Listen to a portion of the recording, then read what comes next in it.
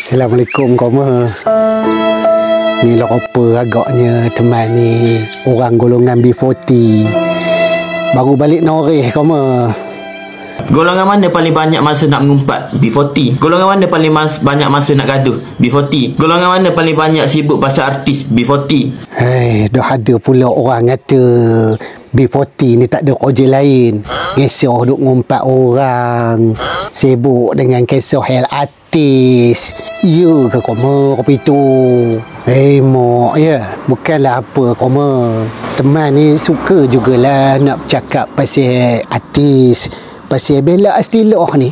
Banyak dah rupanya lagu-lagu yang dia buat, tapi lagu-lagu tu tak sampai kicknya. Tak dapat orang kata nak menjadi lagu pujaan, lagu siulan kita.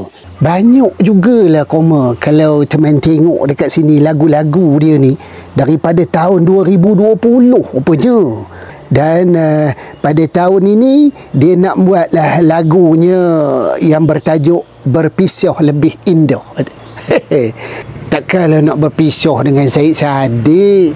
Sedih lah teman. Panah hari ni koma. Baru lepas Noreh ni berpeluh-peluh dibuatnya. Ni lah rupanya ya. Hidup B40 berpisah lebih indah. Jauh maksudnya ni. Kita pun tak tahulah koma apa yang ada dalam hati dia ya. Macam-macam gambarnya. Kita mengharapkan sesuatu yang positif lah. Doakanlah koma sesuatu yang baik akan berlaku di antara dema ni.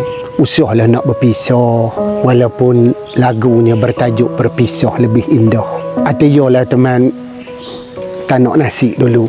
Makan apa agaknya hari ni koma? Yolah teman, masak dulu ya.